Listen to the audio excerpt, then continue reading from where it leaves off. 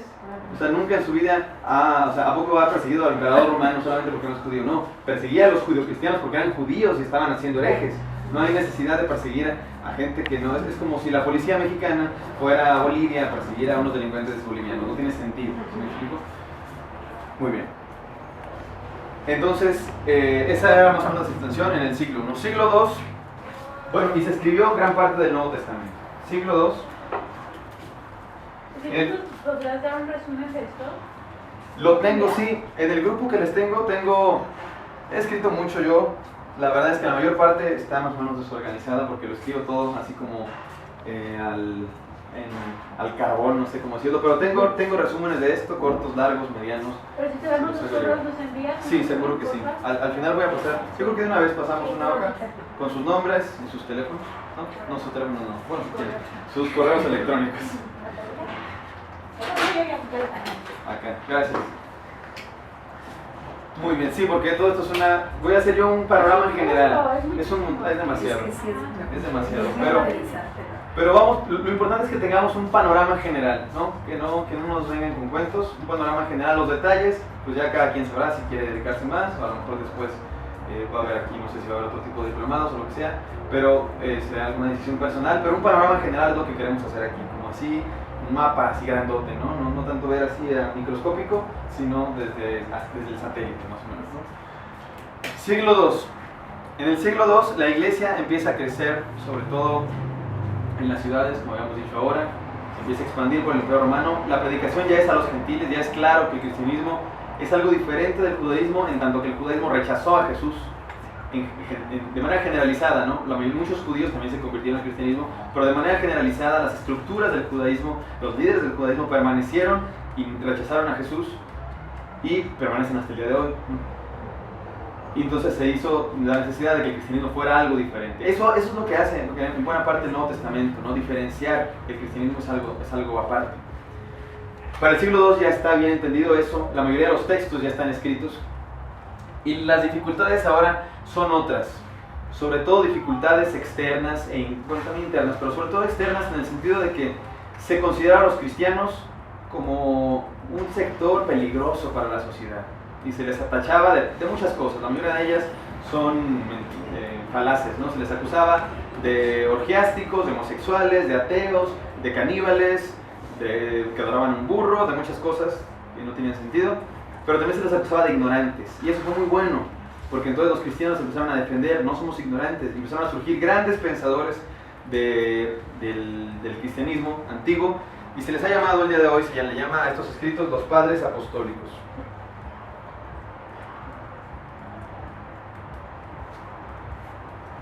Se les llama apostólicos porque en teoría eran discípulos de los discípulos de Jesús. Hoy día se sabe que no necesariamente, pero sí con una predicación apostólica, o sea, una predicación heredada de los apóstoles directamente. Muchos escritos, entre ellos las cartas de San Ignacio Mártir, las papías de Hierápolis, la Vidaché, el pastor de Hermas, muchos nombres que para que te los menciono, porque si algunos sí. Pero, o sea, bueno, tú decías que la comunicación tardaba mucho más, o sea, no era. Entonces, por ejemplo, todo lo que decías ahorita del siglo I, que era Pablo quien empezó como con unas cartas, pero ¿cuánto tiempo tardó justo en difundirse toda esa enseñanza que estaba haciendo?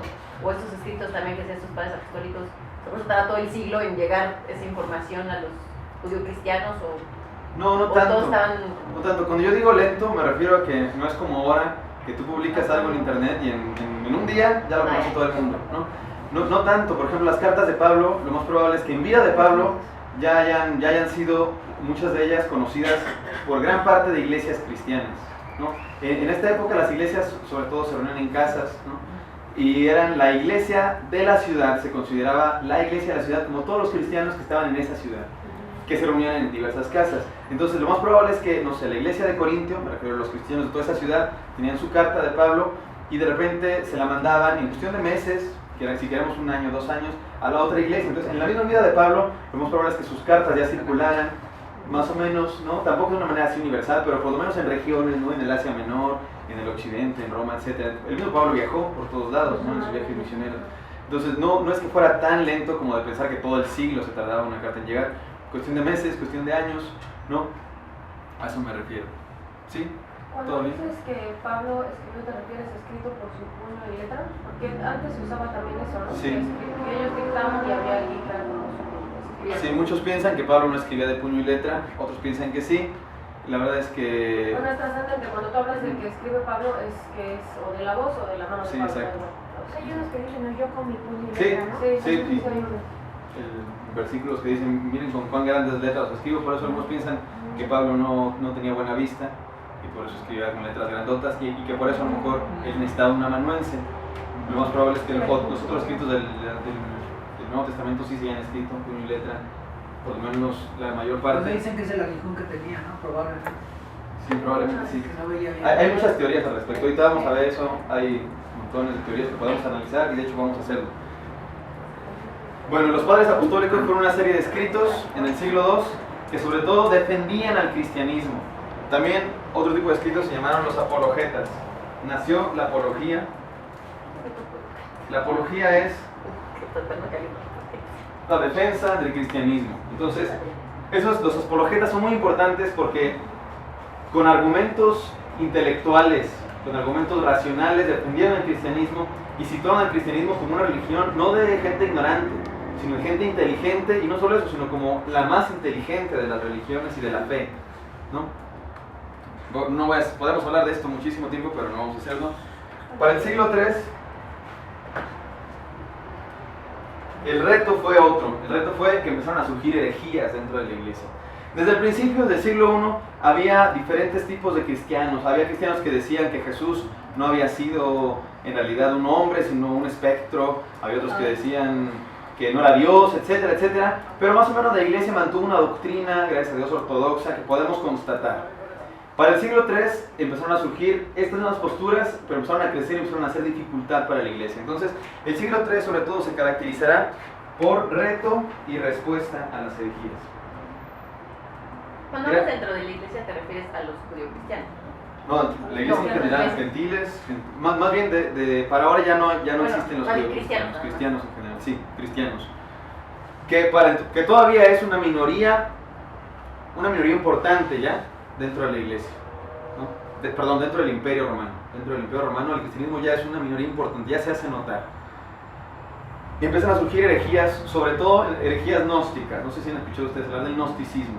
El gnosticismo es una corriente, no es algo específico, sino es como toda una manera de pensar, que habla básicamente dos cosas: que el cuerpo es malo, entonces hay que flagelarse, hay que golpear el cuerpo, o hay que darle rienda suelta al cuerpo, total es malo.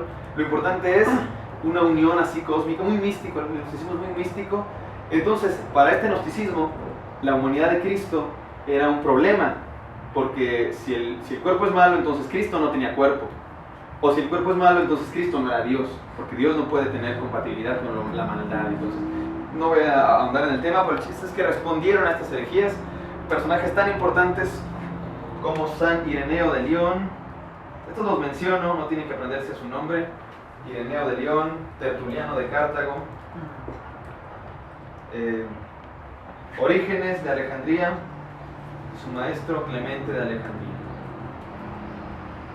No están a aprendérselo, solamente lo menciono. Son personajes muy importantes para la historia de la iglesia porque defendían el cristianismo, y los menciono por dos razones. También a estos los menciono por varias razones, porque gracias a ellos es que sabemos la historia del cristianismo, y gracias a ellos también sabemos la historia de los textos cristianos del Nuevo Testamento. Ellos mencionan que si ustedes ven los evangelios, ningún evangelio tiene nombre del que lo escribió, ninguno. Ni Mateo, ni Marcos, ni Lucas, ni Juan dicen, esto lo escribió Mateo, no. Si consideramos que los escribieron Mateo, Marcos, Lucas y Juan, es porque justamente ellos nos dan referencia de Mateo, Marcos, Lucas y Juan. Entonces son autoridades. La historia se basa sobre todo en probabilidades. En la historia no tenemos certezas casi de nada, pero tenemos que confiar en algo, ¿no? Tampoco podemos estar así pensando en que todo es dudable. Y el testimonio de personas que escriben, pues es confiable, ¿no? ¿Por qué se va a atribuir un evangelio a Lucas si no? Ahorita vamos a hablar de eso. Si no, ¿por qué? O sea, ni modo que qué, o sea, nomás porque sí. Tiene que haber alguna razón lógica, ¿no? Para que eso ocurriera. Ahorita vamos a abundar en esos temas. Pero son estos personajes, los padres apostólicos, los apologetas, Ireneo, Tertuliano, Orígenes y Clemente, los que nos dan noticia de los textos del Nuevo Testamento, de sus autores, de su importancia, etcétera, etcétera. Muy bien, y el siglo IV es el siglo más importante en la historia del cristianismo y el más difícil de entender. todo lo que se escribió en el siglo IV no cabía en una biblioteca de muchos volúmenes, se escribió demasiado entre el cristianismo. Y ahí es donde el cristianismo también va a pasar de ser una religión perseguida a ser una religión de Estado. Quiero que pongan mucha atención en esto, porque debemos tener mucho cuidado con explicaciones simples en la historia. En la historia no hay explicaciones simples. Si ustedes quieren aquí respuestas simples, estamos acostumbrados a eso. Tenemos microondas, ¿no? Estamos acostumbrados a lo rápido, a que queremos algo, lo calentamos en micro ya rápido. O sea, estamos acostumbrados así, a lo fácil, lo rápido, al aquí y ahora. Pero tenemos que ser conscientes que en la historia, incluso en la teología, las respuestas simples son peligrosas y más bien son falsas, la mayoría de las veces. Explicaciones simples como esta, a lo mejor la han escuchado ustedes alguna vez. Pero el cristianismo iba muy bien, la iglesia primitiva estaba súper padre, pero de repente llegó Constantino, se convirtió y todo se pudrió. Y es una explicación simple y que no es del todo cierta, de hecho es casi del todo falsa, pero debemos tener cuidado con ese tipo de explicaciones, ¿no? Sí es cierto que en la iglesia hubo corrupción, sí es cierto que en la iglesia hubo degradación, pero no todo se explica por Constantino y no todo se explica por una conversión. De hecho, Constantino no convirtió al cristianismo en religión oficial. Voy a hacer un pequeño aquí mapita de eso. Constantino fue emperador del imperio a comienzos del siglo IV. En el 313, si no me equivoco, lo tengo ahí apuntado, pero no voy a perder el tiempo en verlo, porque no es tan importante. Me parece que fue en el 313, casi estoy seguro, el edicto de Milán.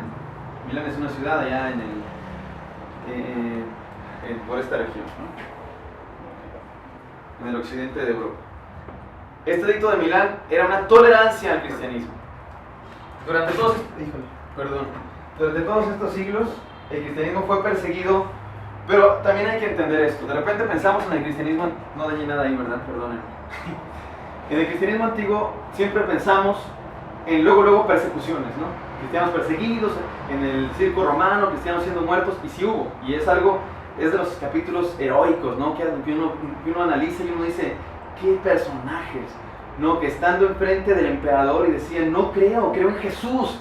Oye, dices creo en Jesús y en ese momento te mueres. ¡Qué valor de esos hombres que derramaron su sangre y que cimentaron la fe de los cristianos que hasta hoy nosotros les debemos muchísimo a estos cristianos, ¿no? Pero de repente tenemos esta idea demasiado romántica, ¿no? Como si todos los cristianos desde el siglo I hasta el siglo IV todos eran perseguidos y todos tenían que vivir escondidos. Sí había persecuciones, pero no era tan así. Ningún gobierno, por muy malo que sea, que ustedes quieran, va a gastar tantos recursos en perseguir durante 4 siglos a unos cristianos ahí que de hecho son buenas personas, ¿no? O sea, sí los perseguían, pero era por momentos, y de hecho no siempre a todos. De repente se acusaba a uno en particular, a un líder, y a ese se le mandaba al circo romano, mientras sus seguidores podían andar libremente por la calle. De repente había persecuciones sistematizadas durante 3, 4, 5, 10 años, y en eso sí los cristianos tenían problemas, algunos fallaban también, algunos de repente decían, no, sí voy a firmar el edicto de que voy a adorar al César, y algunos vacilaban, otros de repente eran torturados y decían, entonces muchas cosas que no vamos a hablar aquí porque esta no es una clase de historia sino el Nuevo Testamento, pero entender que la persecución tiene sus matices, ¿no? No es una persecución constante todo el tiempo, sino tiene su propia historia y su propio... Podemos hacerla aquí, pero no vamos a perder el tiempo en eso.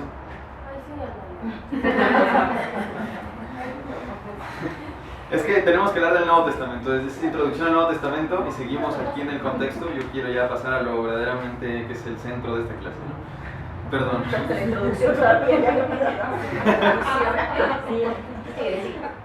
Siglo IV. Entonces, para el siglo IV, Constantino, en el edicto de Milán, en este edicto se tolera al cristianismo. Dice, ya no va a haber persecuciones, Nada de religión oficial, nada de yo soy cristiano, de Constantino y voy a... No, simplemente se tolera. Es un edicto de tolerancia. Sin embargo, sí parece que Constantino favorecía al cristianismo. No se puede saber si era cristiano o no, se discute todavía, pero me parece una discusión ociosa que no va a llegar a ningún lado. Lo cierto es que favoreció el cristianismo sin tampoco decir que todas las religiones estaban mal, también construyó sus templos paganos y todo, pero favoreció el cristianismo bastante. Parece que él tenía la intención de que el cristianismo fuera la base a partir de la cual, él había visto que el cristianismo estaba creciendo mucho y que ganaba muchos adeptos, la base a partir de la cual se ganara unidad en su imperio. Todo gobierno, todo líder quiere que en su grey, en sus gobernados haya unidad, ¿no? Que estén, que no haya pleitos, que se mantengan, todos queremos eso, ¿no? Muy político. Muy político, sí. Y él quería utilizar el cristianismo como la base a partir de la cual hubiera esta unidad. Ahora, en el 325 es un año base, porque es un concilio que seguro ustedes han escuchado, por lo menos en la película El Código Da Vinci, o en el libro si lo leyeron. Sí, pues no está tan malo, pero no tiene nada de histórico, ¿no? Es la verdad. Nos puede entretener como novela, ¿no? Como ver, no sé, una telenovela o ver Winnie Pooh, lo que sea, pero la historia no tiene nada. Entonces, voy a hacer aquí muy claro, tratar de ser muy claro. El Concilio de Nicea, ¿cuál es la importancia del Concilio de Nicea? ¿Cómo? El Concilio de Nicea. Nicea es una ciudad de Asia Menor, más o menos, bueno, dibujé el mapa muy mal, pero por ahí debería estar más o menos.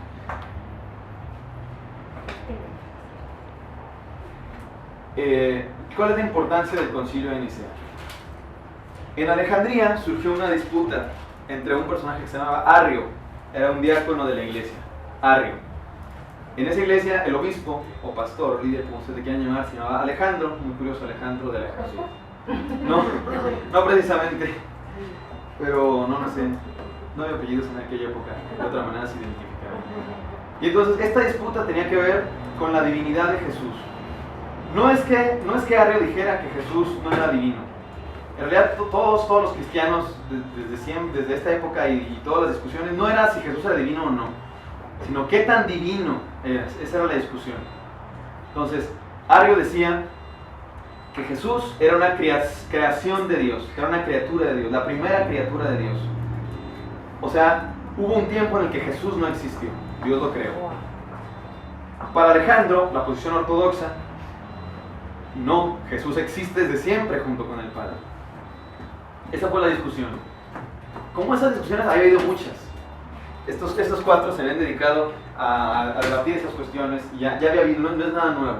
Lo nuevo es que esta cuestión empezó a tener matices políticos. Eso fue lo triste de esta época del cristianismo. Que las discusiones teológicas empezaron a involucrar intereses políticos. ¿Por qué? Porque el cristianismo empezaba a ser una posición de poder. Ser obispo empezaba ya no a ser una posición de peligro. Antes, ser cristiano era una posición de peligro. Ser obispo era una posición de peligro. En cualquier momento vienen y te matan. Ahora no, ahora es una posición de privilegio. Eres admirado, tienes poder en la ciudad. El gobernador de esta ciudad te hace caso, es más, te pregunta qué leyes poner y qué leyes no. Eso empezó a ser peligroso, no por el hecho en sí de que fuera peligroso, sino porque muchos obispos empezaron a anhelar el obispado por el poder. De manera que esa discusión entre Arrio y Alejandro, como había habido muchas otras, empezó a tener calidad política, y luego en Alejandría, una de las ciudades más importantes del imperio. De tal manera, empezó a crecer la cuestión. No sé si ustedes han escuchado a Carlos Loret de Mola decir: se armó la de Dios es Padre. Se refiere a esto, o sea, se armó la grande, porque acá se armó la grande, de decir Dios tuvo un hijo. O sea, Dios no es Jesús, sino es su hijo, es diferente, no es lo mismo, no existen desde siempre los dos, sino es diferente. Ahora, esta cuestión de la Trinidad es un asunto, yo no sé ustedes, algún día se lo han empezado a pensar, se te explota la cabeza, ¿no? Cuando empiezas a pensar en eso, realmente es como, ¿qué? No, o sea, y está bien, así es Dios. Si no te explotara la cabeza cuando quieres entender a Dios, pues no estás hablando de Dios, ¿no? Es totalmente normal, pero en esta época causó muchos conflictos. De tal manera que Constantino convocó al Concilio de Nicea, primer concilio ecuménico de la cristiandad. Cuando digo ecuménico, hoy en día se entiende ecuménico otra cosa, ¿no? Pensamos en ecumenismo y pensamos en otra cosa. En esta época, por ecuménico se entiende la unidad de todos. Ecumenia es una palabra que significa la totalidad, lo absoluto, el conjunto, ¿no? Entonces, todos los obispos. Entonces, la importancia de este concilio fue varias cosas. Primero, que es el primer concilio ecuménico, por decirlo en palabras más coloquiales, reunió a muchos obispos, si no es que todos los obispos de la cristiandad, toda la cristiandad, la reunió ahí, por primera vez. Imagínense la impresión de esto. Imagínense los cristianos, debieron haber sentido bien padre. Imagínense, Hace 20 años éramos perseguidos. Hace 20 años nos querían matar. Y hoy estamos aquí, todos los cristianos juntos. Es como la victoria. Muchos lo vieron así, como la gran victoria del cristianismo. Como vencimos. O sea, Dios nos bendijo con esto. Fue peligroso eso. A lo mejor tenían razón, no sé qué pensar al respecto, la verdad. Pero después se notó que tal vez tomaron malas decisiones. Yo qué sé. El chiste es que esa fue una gran importancia. Toda la cristiandad patrocinada por el imperio. Fue posible gracias a que el imperio mandó dinero para que vinieran, ¿no? Entonces fue patrocinada por el imperio, lo cual marca la unión de la iglesia y el Estado.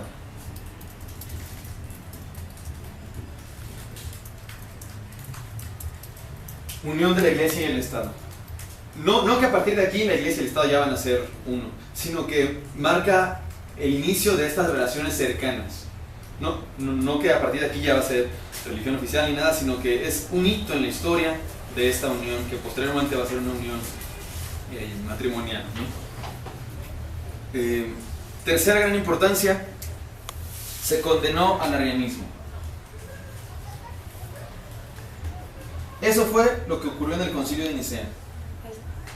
Arrianismo, o sea, la doctrina de Arrio, arrianismo. Esta doctrina que dice que Jesús es una creación de Dios, que no existió siempre. No se discute su divinidad. Para Arrio, Jesús también era divino y también era el que había que seguir. O sea, no es un problema de que él no era cristiano, no es un problema demasiado filosófico como para que tenga demasiada importancia para nosotros hoy día, ¿no? Que sí debería tener importancia, pues, pero están en unas alturas demasiado alejadas de la realidad, ¿no? Todos estos, ellos hablan en términos muy filosóficos, que si la sustancia, la naturaleza, y entonces muchas cosas que después se definieron ortodoxamente y yo creo que estuvo bien, pero lo que no estuvo bien es que este conflicto doctrinal, no sé si ustedes alguna vez han discutido con alguien así de doctrina, en el cual los dos somos cristianos, los dos somos hijos de Dios, los dos somos salvos. ¿Por qué le damos tanta importancia a un detalle? Está bien que lo discutamos, no estoy diciendo que esté mal que lo discutamos, pero de repente se convierte en un asunto personal casi, ¿no? Peleas, exacto, y alzamos la voz y gritamos, oye, somos hermanos, está bien que discutamos, no es que diga yo que está mal que discutamos. El asunto es que no se debe convertir en más importante que la unión cristiana, que el amor cristiano y esas cosas, ¿no? Y eso es lo que pasa. Perdón, con el bautismo, los presbiterianos te bautizan cuando eres bebé, y los bautistas no. Entonces, aunque sean muy cercanos, sí hay esas pequeñas diferencias que te pueden hacer discutir desde el punto de vista teológico. Sí, pasan con el bautismo y pasan con muchas cosas, ¿no? Si nos ponemos... Yo creo que sí, muchas veces son cuestión de prácticas, ¿no? Terrenales, muchas veces son cuestiones sí teológicas, pero de un grado demasiado filosófico, que después dices, oye, pues no vamos a llegar a ningún acuerdo en entender a Dios. ¿A poco alguien va a entender a Dios así, a su completitud, como que diga, yo ya sé todo sobre Dios?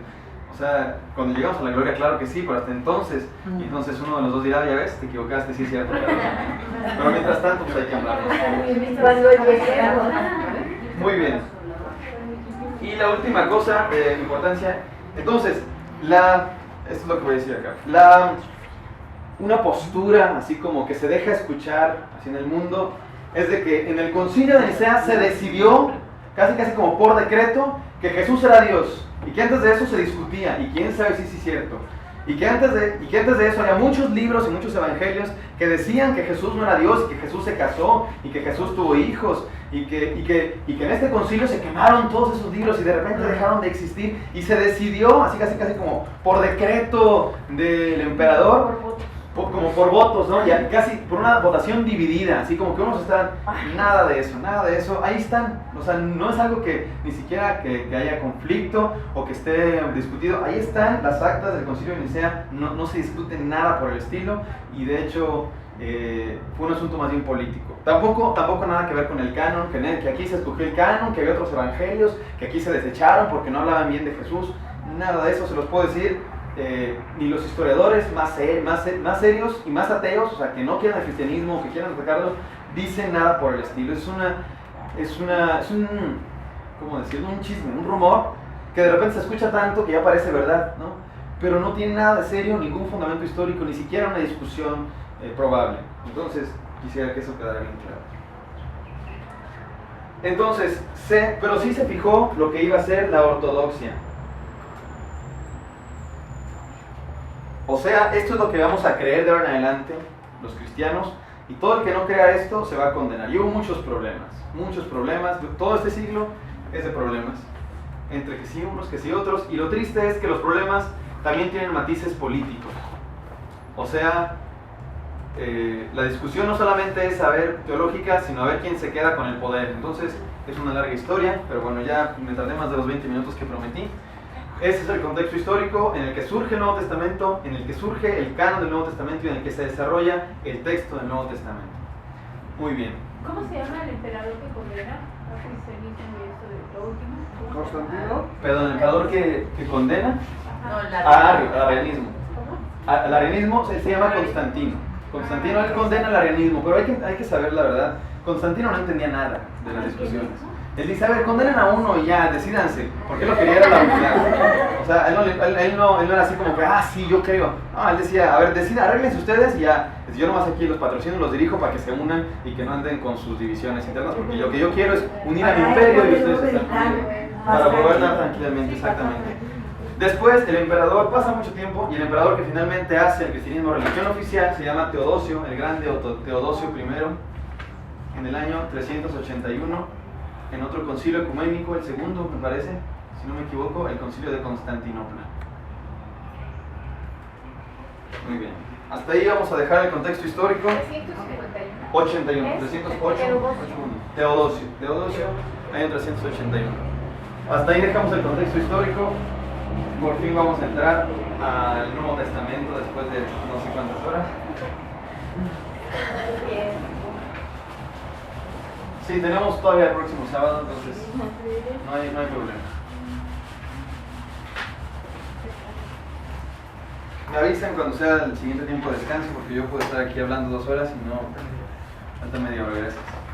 Vamos a empezar a hablar de la historia del Nuevo Testamento. Empecemos por la historia del texto. Creo que esto va a ser más rápido.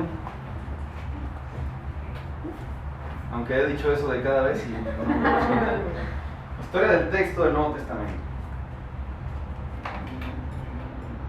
Vamos a ver libro por libro más adelante, pero por ahora adelanto.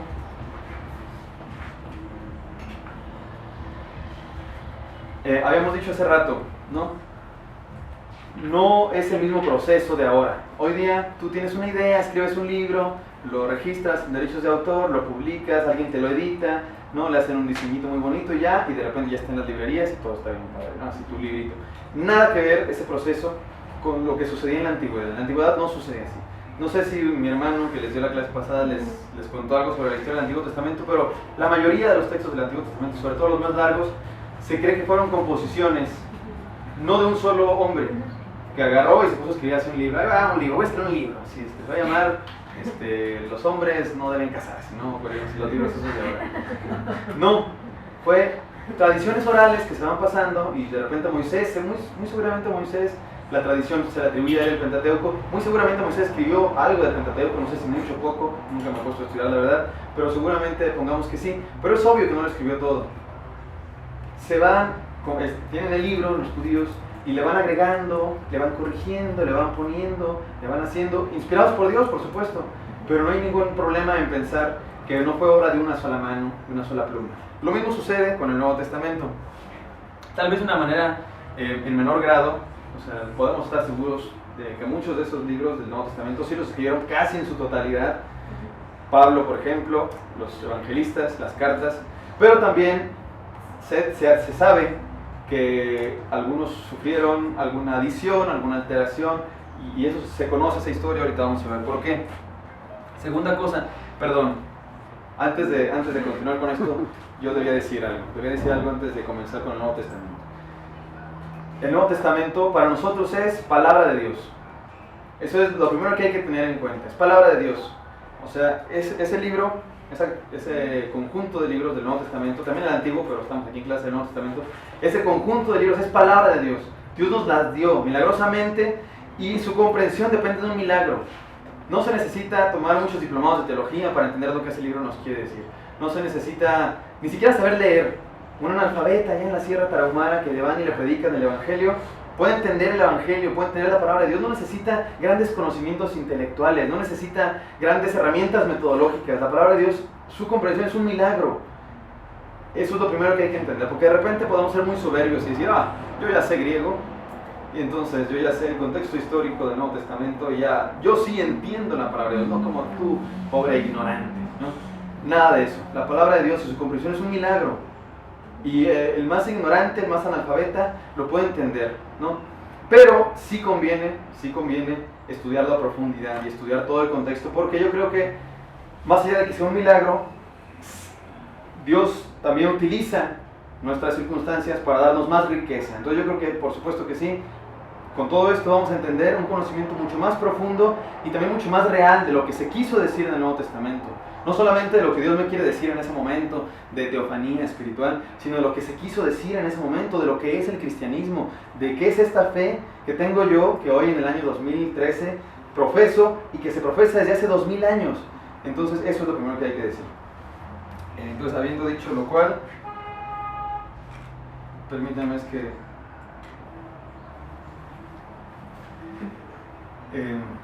ahora sí, continuemos. Voy a ir poniendo aquí las cosas que he dicho. Primero sobre la escritura. Esto que estoy escribiendo acá, lo tengo yo en un documento, así más o menos bien ordenado, así con su titulito, con la escritura, y luego digo algunos párrafitos. Eso es lo que les voy a mandar. ¿Ya tienen por ahí la lista? Sí. Luego, gracias. Muchas gracias. Luego, los géneros. Hay que entender cada género en su particular característica. No es lo mismo una carta que un apocalipsis, que un tratado de teología, que un evangelio.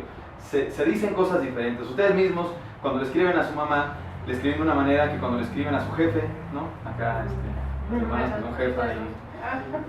No. Escribo con más respeto. No es lo mismo, ¿no? No es lo mismo escribirle al pastor que escribirle a tu hijo. Uno escribe de diferente manera y eso hay que entenderlo. Hay que entender la manera como se escribe y todo se debe entender así, como lo que es, como una carta que se escribió de un pastor a una iglesia, como un evangelio, como un tratado, como un apocalipsis, etc. Todo se tiene que entender en su justo contexto. Y a un auditorio en específico. Exacto, a un auditorio. No es lo mismo escribirle a la iglesia que a tu amigo, etc. ¿no? Ahora vamos a entrar aquí a la parte complicada del asunto. Los manuscritos.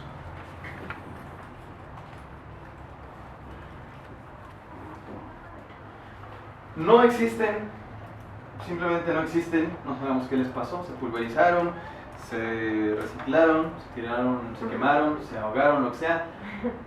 Manuscritos que haya escrito, para la redundancia, el mismo autor del texto original. O sea, no hay nada, no existe algo que haya escrito Pablo, o sea, en vivo me refiero. Tenemos copias de la copia de la copia. Algunos dicen por ahí, ha habido descubrimientos, en el siglo pasado hubo bastantes, y algunos dicen que por ahí se tiene un cachito, pero es un cachito así como de este tamaño, que tiene un versículo, de algo que era el original de una carta de Pablo. No sabemos en realidad.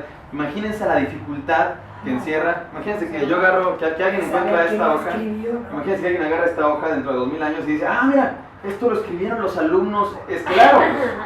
No, o sea, ¿cómo saben que no es una copia de una copia de algo? Entonces, imagínense la dificultad que hay en eso. Ahora, no existen manuscritos, tenemos copias de las copias de las copias. Pero algo sí hay que decir. Si comparamos los manuscritos del Nuevo Testamento con cualquier otros manuscritos de cualquier otra obra de la antigüedad, llámese los tratados de Platón, de Sócrates, bueno, Sócrates no escribe nada, de Platón, de Aristóteles, de Homero, o sea, la cercanía que nosotros tenemos de nuestros textos a los originales, comparado con los originales que tienen otros textos, los cristianos son muchísimo más fiables, muchísimo más cercanos. O sea, por ejemplo, los textos de la Ilíada y la Odisea, se cree que el más cercano manuscrito que se tiene es de 400 años después. Para el cristianismo se habla de 50 años, a lo mucho 100. Entonces, sí tenemos manuscritos antiguos muy valiosos, de copias, de copias, de copias. Ha habido descubrimientos, como los rollos de los muertos que dijimos, hay unos manuscritos que se descubrieron también en una región, también de por allá, Nag Hammadi se llama, no sé si han escuchado ustedes hablar de ellos, que son manuscritos que contienen también textos del Nuevo Testamento y que se cree que son antiquísimos, casi como a 2 décadas, 3 décadas del original. Pero originales no existen. se escribían sobre todo en papiros. Se cree que la mayoría de los textos se escriben en papiro. El papiro es una pasta que se hace a partir de cierta planta. Después los cristianos empezaron a preferir el pergamino. El pergamino es la piel de un animal, piel de borrego, o lo que sea, cordero, yo que sé. Y entonces empezó a preferir eso. Es muy diferente un pergamino. El pergamino se guardaba en rollos, en vasijas. El papiro en rollos, en vasijas. El pergamino se hacía con ellos libros, códices, códex en latín. O sea, como nuestros libros más o menos, no tengo un libro, como nuestros libros más o menos, incluso con portada y todo. Eso también tuvo mucho que ver con el hecho de la necesidad de un canon. Porque cuando tienes rollos, pues como que no es tan obvio cuál es el diferencial, los buenos de los no tan buenos, ¿no? Porque están todos ahí en vasijas, están un poco revueltos. Cuando están en libros, ahora sí ya están, o sea, están divididos por pastas. Es más obvio qué es lo sagrado y qué es lo que no es sagrado en otro libro. Entonces ¿cuáles vamos a poner a nuestro libro sagrado? ¿Cuáles? Entonces fue parte del proceso histórico. También lo material a veces influye en todos estos procesos. La datación. Ya dijimos ahorita, ¿no?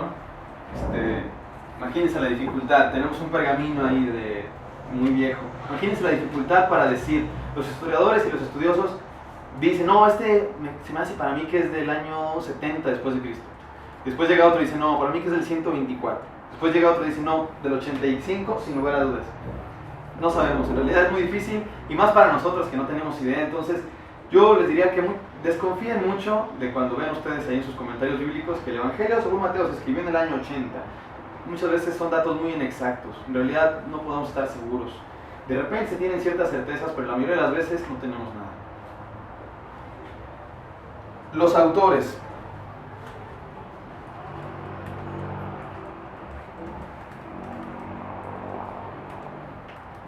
Se discute todavía la autoría de los 4 evangelios. De las cartas de Pablo es de quien menos se discute. La mayoría aceptan que por lo menos 7 sean de Pablo seguro, hasta el más ateo y no creyente dice eso. En cuanto a otras, se discute, algunos dicen que sí, otros defienden que no, etcétera, etcétera, etcétera. La verdad es que yo quisiera aquí tratar de hacer cosquillas un poco en su conciencia, pensar, de repente yo una vez dije esto, ahí entre cristianos, y que yo pensaba, dice, no, pues que a lo mejor el evangelio de Mateo no lo escribió Mateo. No, casi me linchan, de veras. ¿Cómo crees que no crees que el evangelio de Mateo lo escribió Mateo? Eso es dogma principal de nuestra fe. Ni siquiera la Biblia dice que lo escribió Mateo, ¿por qué? ¿A poco en eso está sostenida nuestra fe? En Mateo que se escribió. No, lo importante de este libro es su mensaje, lo que dice, su mensaje que viene de Jesús. No que si lo escribió aquel o que se escribió en el 74 o en el 86. No es la diferencia, el mensaje es lo que importa, ¿no?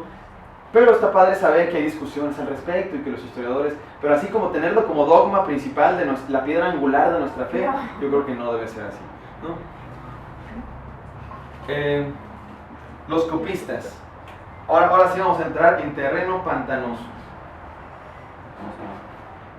Los copistas me refiero a la gente que agarraba el texto y lo empezaba a copiar. Ellos decían, esto es muy valioso, hay que copiarlo, hay que reproducirlo. Ahora, piensen ustedes que si tú escribes un libro, lo tienes ahí en una USB, ¿no? Tienes tú tu libro y está íntegro y se lo pasas a cualquiera y se va a pasar exactamente igual. Los copistas no. Hay muchas maneras. Recomiendo, estos 2 libros sí los recomiendo ampliamente. El autor se llama Gonzalo Báez Camargo. ¿Nadie los conoce? Los venden en las librerías cristianas. Y son 2 y se llaman justamente Historia del texto bíblico e Historia del canon bíblico. Son libros bien sencillos. Yo tengo uno en PDF. Ahí, yo tengo el del canon. ¿Cómo se llama, perdón? Historia del texto bíblico e Historia del canon bíblico, que justamente son los 2 temas en los que estamos. Este libro sí lo recomiendo bastante. En ellos, en el de Historia del texto bíblico, son bastante cortitos. 100 páginas tendrá uno, el otro tendrá 150 a lo mucho. Y este autor es cristiano, ya se murió, es un erudito metodista, ya ven. Y está muy bueno, yo se lo recomiendo a cualquiera que tenga interés en estos temas. Él menciona varias maneras en las que puede haber error de los copistas. Puede ser, muchas veces, imagínense que yo soy el que va a leer la Biblia y todos ustedes son copistas. Entonces todos ustedes estaban con su pergamino y van a apuntar. Y entonces, yo quiero ver, podríamos hacer el experimento si trajéramos más tiempo, ¿no? Yo voy a dictar algo y a ver si todos escriben exactamente. De repente algunos se ponen a pensar, dejé la estufa prendida y ya se le fue una palabra, ¿no?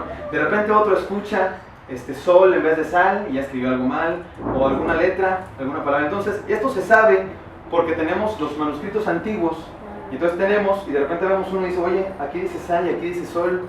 Obviamente no eso, ¿verdad? Porque es inglés, pero por ejemplo, ¿cuál era el correcto? Y entonces ya se compara con otros manuscritos, se puede entender el contexto para ver cuál era el correcto. Y como esta hay muchas maneras. Otra manera, por ejemplo, es que está el copista copiando acá, tiene aquí el texto y le está copiando acá. Y de repente hay dos oraciones que terminan con la misma palabra. Y a la hora de saltar al siguiente renglón, te saltas todo un renglón porque las dos terminaban con la misma palabra. Como estas se han descubierto muchas maneras de equivocarse, ¿no? Entonces nosotros tenemos los manuscritos antiguos y nos damos cuenta, bueno, yo no porque nunca los he tenido en mis manos, como me gustaría, la verdad. Pero los estudiosos se han dado cuenta de que no son iguales todos, es natural, ¿no? Es obvio.